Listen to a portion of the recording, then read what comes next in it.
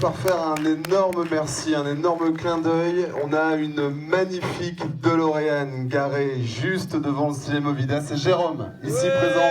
On peut l'applaudir, il vient de Paris exprès pour nous, avec sa voiture, sa DeLorean. Bravo Jérôme, merci beaucoup. Plein d'entre vous ont fait des photos, etc. Elle est encore garée, enfin j'espère. On aura l'occasion d'en faire encore en sortant. Guillaume, je te tends le micro. Je pense qu'on va prendre quelques instants juste avant de retrouver Matt et l'équipe de La Rangée pour se désaltérer. On va prendre quelques petites minutes quand même pour parler un petit peu du film qu'on vient de voir. Et moi après je parlerai également un petit peu d'un passionné qui nous accompagne ce soir et qu'on remercie énormément parce que si cette soirée est autant réussie, c'est bien grâce à toi Eric. Merci beaucoup d'être avec nous. Guillaume, on parle cinéma, je te laisse la parole parce que je sais que t'es un mec qui aime bien parler cinéma. Ça m'arrive de temps en temps. Comme on le disait au début, hein, c'est-à-dire qu'on essaie de passer des films très emblématiques des années 80-90. Et là, je pense qu'avec Retour vers le futur, on peut dire sans problème qu'on a vraiment tapé en plein dans le mille, quoi. Et parce que c'est peut-être le film de cette période-là qui a généré le culte le plus important. C'est-à-dire, on n'est pas encore à la hauteur de Star Wars en termes de popularité qui s'étend au fil des années, etc. Bon, deuxième ou troisième, deux, trois pour en dessous quand même, faut l'avouer. Mais néanmoins, il y a vraiment un truc qui a complètement dépassé qui a dépassé ses instigateurs, qui a dépassé la sortie du film et qui a dépassé son année de sortie, quoi. Et c'est pas le seul film de cette période-là à avoir fait ça, mais pourtant c'est peut-être celui qui a le mieux fait. Et bah, du coup, je voudrais te poser des questions en fait, justement, pour voir un peu qu'est-ce qui peut, parce que quand on regarde un film comme Retour vers le futur, on est souvent habitué à projeter ce qu'on a l'habitude de projeter dans lui. C'est-à-dire qu'on le connaît tellement bien sur le bout des doigts. On connaît même du coup toutes nos habitudes de spectateurs vis-à-vis du film. Elles sont un petit peu conditionnées, tu vois. Tu sais déjà ce que tu vas faire, tu vas la retrouver, tu sais avec telle scène il va se passer tel truc. Et du coup, essayer de le revoir sur un œil neuf, ça permet d'essayer de remettre en perspective tout le culte que le film a pu générer au fil des ans. Et du coup, je voulais savoir, toi Eric, comment t'es tombé dedans en fait, dès le départ? Ça remonte à longtemps. Forcément, quand t'es petit, tu passes à la télé, tu regardes, t'es un peu impressionné par ce Marty. Déjà, le gars cool qui fait du skate, du rock. Donc, forcément, tu t'identifies un peu à lui quand t'es tout jeune. T'as envie, tu peux avoir envie d'être Marty en tout cas. Et puis après, cette histoire de voyage temporel, je pense que ça peut faire un peu rêver tout le monde, découvrir des époques différentes, comme ici dans ce film, découvrir l'époque de ses parents, rencontrer, voir comment ses parents ont vécu. Voilà, tout ce concept de voyage temporel fait un peu rêver. Et de plus, avec une machine qui a de la gueule, on peut le dire. Une DeLorean, c'est pas tous les jours qu'on peut en voir une, sauf ici, ce soir à Arras. Donc,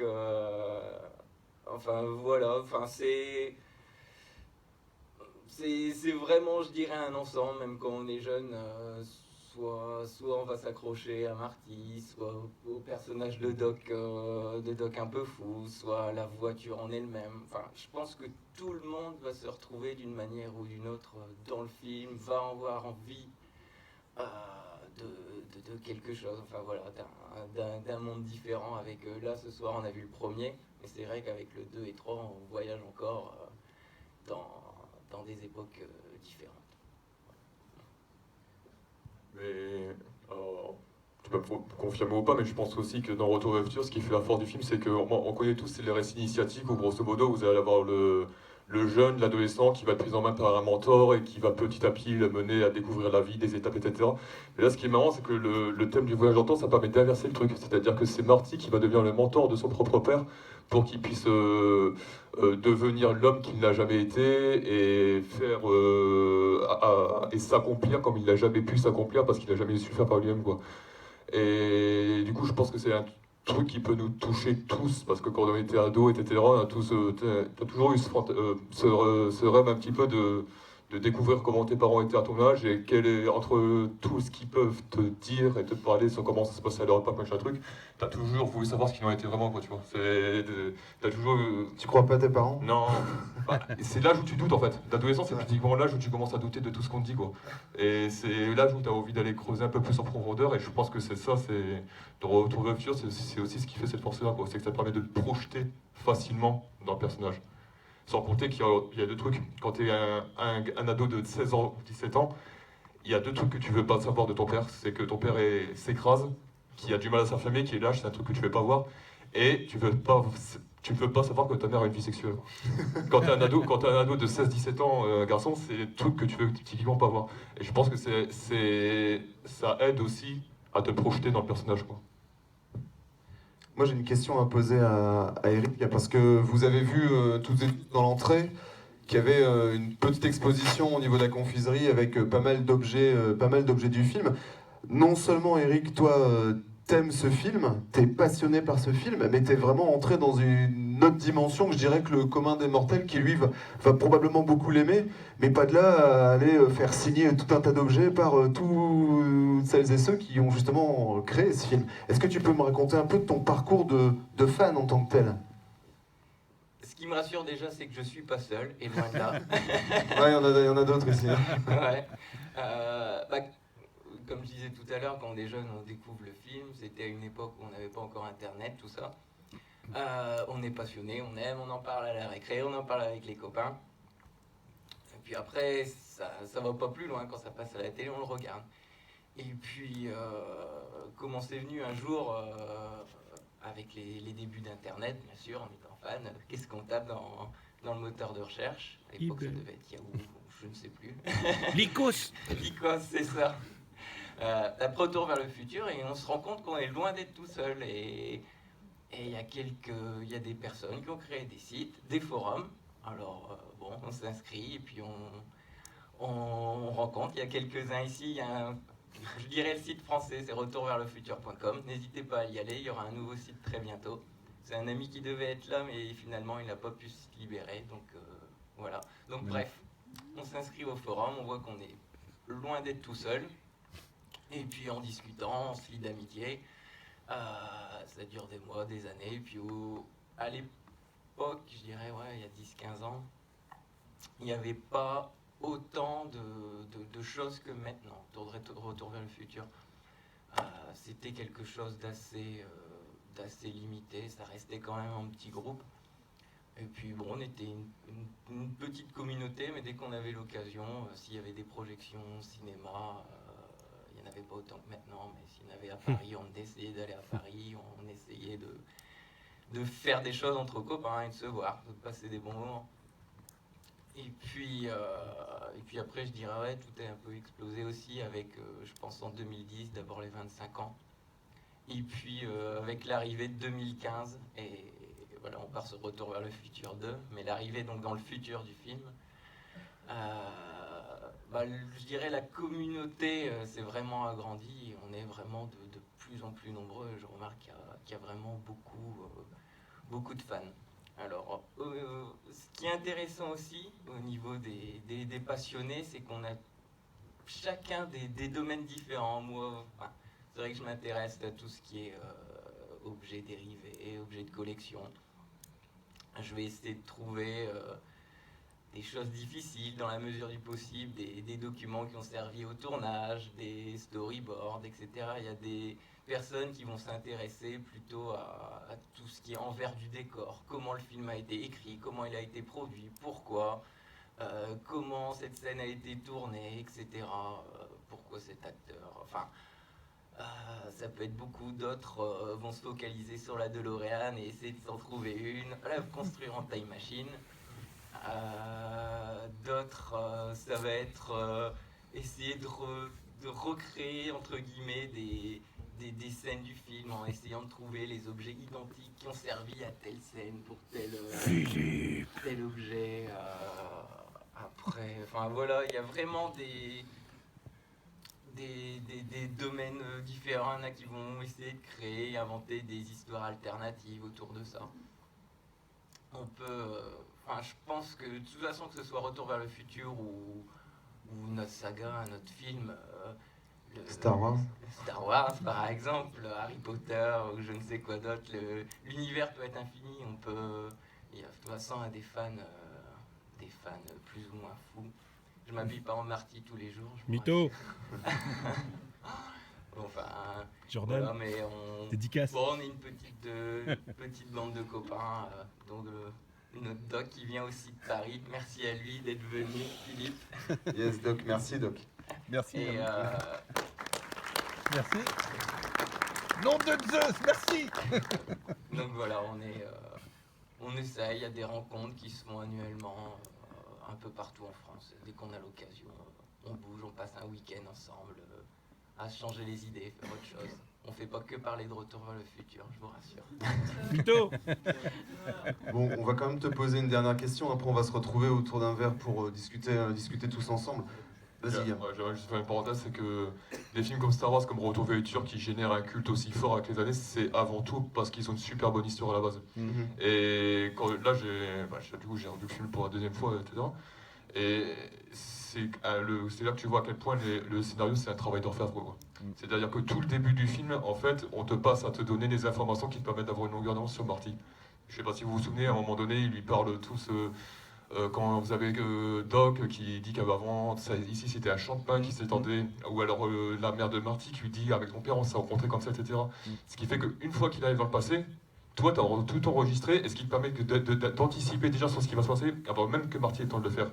Et ce qui fait qu'une fois que le récit sera vraiment lancé, comme toi tu n'as plus les points de repère, exactement comme lui n'a plus les points de repère du présent, tu t'immerges directement dans son point de vue et tu vis tout ce qu'il vit en tourelle, quoi. Et ça c'est des petits détails tout cons qui passent tellement naturellement qu'on n'y fait même pas attention, mais il y a point qui me demandait un boulot de dingue quoi, derrière, quoi. Je suis sûr que les mecs ils sont pris la tête sur le scénario à s'en perdre les cheveux, quoi, littéralement. Et c'est des trucs comme ça se voit, et c'est ce qui permet à mon avis au film de tenir toujours aussi bien la cadence, quoi. C'est que c'est avant tout une histoire et un scénario qui a été bétonné jusqu'au dernier précaré, quoi. Ça sera la conclusion ciné de Guillaume Mercier. Et je pense que tu es tout à fait dans le juste et c'est pour ça qu'on a autant de plaisir, presque 30 ans après, à revoir le film. Eric, dernière question. Parce que moi, je me le demande depuis tout à l'heure. T'as vu le film ce soir? Oui. Ça fait combien de fois? J'en sais rien. Beaucoup. C'est un film que tu vois genre vraiment plusieurs fois par an ou quelquefois tu te fais des petits breaks en te disant allez, je laisse passer quelques temps et je le reprends plus tard? Je fais pas de break Très long. Non, mais je me force pas à faire un break en tout cas. Je veux dire, j'ai les DVD, j'ai les Blu-ray, j'ai tout ce qui existe. Mais je veux dire, je vais pas le regarder régulièrement. S'il passe à la télé, c'est vrai que je vais être le premier à vouloir inviter des copains pour le regarder à la maison. Si je suis tout seul, je vais le regarder. Enfin, pas tout seul, mais enfin voilà, je vais me le mettre. Des fois, je le mets en fond pour me dire, je l'ai déjà vu des dizaines et des dizaines de fois. Et puis, au bout d'un moment, je me pose quand même dessus et puis je regarde. Et au boulot aussi. Au boulot. Oh, bien sûr, il y a beaucoup de collègues qui sont ici. Je vais me faire charrier, je pense, dès lundi. Bon, ils savent ma passion. Hein. De toute façon, derrière moi, j'ai la plaque de la DeLorean, j'ai des photos de Doc, de Christopher Lloyd, enfin bref. J'ai quelques trucs dans mon bureau. Et après, en fait, ce qui est bien aussi avec ce film, c'est les diffusions là depuis, je dirais, à partir de 2012, 2013, il y en a vraiment eu de plus en plus. Il y a régulièrement des cinémas qui font des soirées comme ici. Il y a des très gros événements. Alors pareil, avec ma passion, j'ai été amené à... j'ai été un peu partout. Là, il y a 2014 à Londres, il y a eu un très gros événement, Secret Cinema, où ils ont carrément recréé dans une grande surface la place centrale de Hill Valley. Et puis en fait, il y avait donc... c'était ouvert, je crois, ils ont fait tout l'été des séances, presque tous les jours. Il y avait 4000 personnes par jour pendant un mois. Et c'était projection du film avec... ils rejouaient les scènes en live. Alors, c'était vraiment énorme. Il y avait la DeLorean qui tournait autour des personnes. Tu avais à la fin du film le Doc qui était en haut de l'horloge, qui traversait. Il ils avaient recréé le Loose Café. Alors tu étais dans le Loose Café et puis tu vois Marty, tu vois Georges qui débarque comme dans le film et qui cherche Lorraine, qui essaye de la draguer. Biff qui arrive, Marty qui lui fait un croche-patte et ensuite on les voit courir, recréer la scène en live. Bon, je parle en tant que passionné, mais c'est des choses... les voir, les voir en vrai, c'est toujours sympa. Les voir en groupe avec des copains, c'est ça qui est important aussi, faire les choses ensemble et partager une passion. Il y a beaucoup de choses. De toute façon, si vous vous y intéressez, suivez. On a une page et un groupe Facebook. Ce que j'ai te demandé, est-ce qu'on peut retrouver tout ça en ligne quelque vous part? tapez sur Facebook Retour vers le futur collection et un groupe et une page. Donc Jérôme en fait partie, vous pouvez suivre toutes ses aventures. Il a une page DeLorean Experience. C'est ça, hein, Jérôme? C'est ça. Vous pouvez la suivre également, vous verrez, il sera bientôt à Lille. Oui. Non, je sais plus. Geek Days. En mars. 20, Avril. je sais plus. Je crois non, c'est en mai. 15-16 mai, il me semble, au Geek Days. Ouais. Ouais, donc au Geek Days à Lille, il sera présent avec sa DeLorean et toute son équipe, Marty, Biff, Jennifer. toi en doc, Ouais. Jennifer. Enfin bref, Ouais. allez-y, ils sont sympas et ils vont bien vous accueillir. Il y a vraiment beaucoup de choses un peu à travers le monde. Après, j'ai eu la chance... Je vais me dépêcher, pardon. Non, vas-y. T'inquiète. J'ai eu la chance aussi, pour les 30 ans du film à Los Angeles, ils ont recréé un événement d'une semaine avec certains acteurs. J'ai eu la chance aussi, pareil, avec des amis d'y participer, donc c'était vraiment cool. On a rencontré des personnes qui ont travaillé sur la conception de la DeLorean, les designs, vous verrez, il y a le Mister Fusion avec un dessin du Mister Fusion, donc on a rencontré son concepteur avec qui on a bien pu discuter. Bref, ce qui est important pour nous, c'est vraiment de partager cette passion et de ne pas être seul. Je pense que là, ce soir, on a récupéré une bonne partie du public qui va aller faire un petit tour sur tous les petits endroits que tu nous as donnés. On te remercie énormément, Eric. Philippe, Jérôme, on peut les applaudir s'il vous plaît pour cette belle soirée. La venue de Paris, Eric, un habitué de Dr. Rayborn qui sera toujours le bienvenu.